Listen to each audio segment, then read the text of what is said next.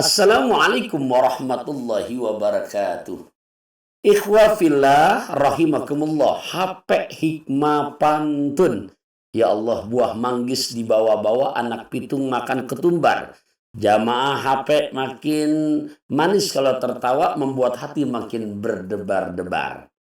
Karena permintaan tentang JJS, jejak-jejak sejarah juga makin banyak.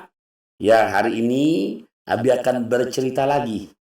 Kalau kemarin perihal perjuangan seorang Imam Thabit melahirkan seorang ulama kenamaan Al-Imam Hanafi. Nah, sekarang kita lihat bagaimana kiprah Imam Hanafi, walaupun banyak lagi nanti cerita-cerita yang syarat penuh hikmah dan makna. Jadi Imam Hanafi lahir tahun 80 Hijriah, wafat tahun 150 Hijriah. Beliau berguru dengan Syekh Hamad bin Abu Sulaiman. Beliau berguru dengan Syekh Ibrahim An-Nakhai. Beliau berguru lagi dengan Alqamah bin Qais. Alqamah bin Qais punya guru Sayyidina Abdullah ibnu Mas'ud, Sayyidina Ali bin Abi Thalib, Sayyidina Umar bin Khattab, dan banyak lagi sahabat-sahabat Nabi yang berguru langsung dengan baginda Rasulullah Sallallahu Alaihi Wasallam, yang tentunya Rasulullah dari malaikat Jibril, Jibril dari Allah Subhanahu Wa Taala. Imam Hanafi, nama julukan yang aslinya adalah Nu'man bin Thabit. Hanafi yang arti bahasa artinya keran. Hanafiyah yang di sini menunjukkan karena memang luasnya ilmu beliau sehingga para ulama pada masanya menamai laksana keran yang memang airnya nggak ada surutnya, nggak ada berhentinya untuk urusan keilmuannya. Sekali waktu di saat Al-Imam Hanafi sedang berjalan dan beliau menemui ada anak kecil yang sedang pakai terompah. Kemudian Al-Imam Hanafi dengan penuh kesantunannya lantas mengingatkan kepada anak kecil ini, kalau kata orang Betawi bocah lah, yang dimana sedang pakai terompah, dia pesankan, wahai Ananda, ya Bunaya, wahai anakku, hati-hati kamu mengenakan pakai terompah, jangan sampai kamu jatuh, takut terpeleset licin jatuh. Lantas anak kecil ini mendengar pesan dari orang tua yang dia tahu ini ulama besar, yaitu Imam Hanafi. Lantas anak kecil ini pun dengan begitu sopan bertanya lagi, nah, terima kasih Tuan. Tuan ini yang dipanggil dengan Imam Hanafi ya? Tuan ini yang pada saat ini terkenal sebagai ulama yang sedang viral ya? Tuan ini ulama yang betul-betul banyak jamaahnya ya? Tuan ini yang jam terbangnya sudah tingkatnya internasional ya? Kalau bahasa kita kurang lebih seperti itu.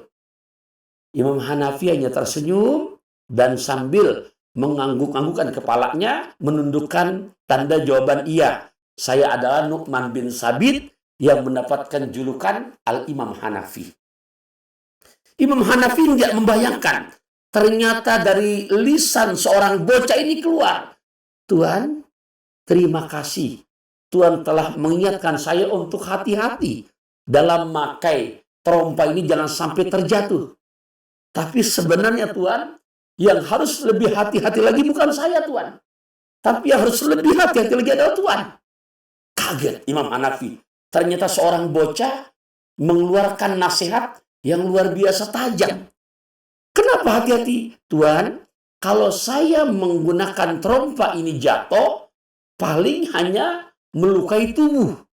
Tapi kalau Tuan sebagai ulama besar, ulama yang viral, ulama yang masyhur, yang terkenal seantero jagat raya dengan keilmuan Tuan, tapi kalau Tuan tidak lurus hati Tuan, tidak ikhlas hati Tuan, hanya mengharapkan pujian, hanya mengharapkan imbalan, maka Tuan celakanya bukan hanya di dunia, tapi dengan ilmu Tuan akan menggelincirkan Tuan ke jurang api nerakanya Allah.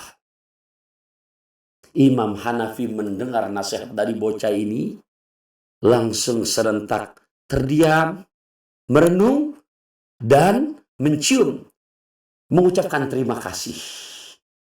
Dari cerita ini, pelajaran yang sangat berharga dan penuh makna buat kita. Ingat, amanah yang Allah titipkan kepada kita.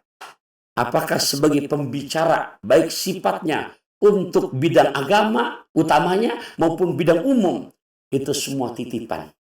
Dan juga buat para pejabat, buat para pembisnis yang Allah berikan kemudahan, lancar, penuh kesuksesan, ini semua titipan dari Gusti Allah, amanah.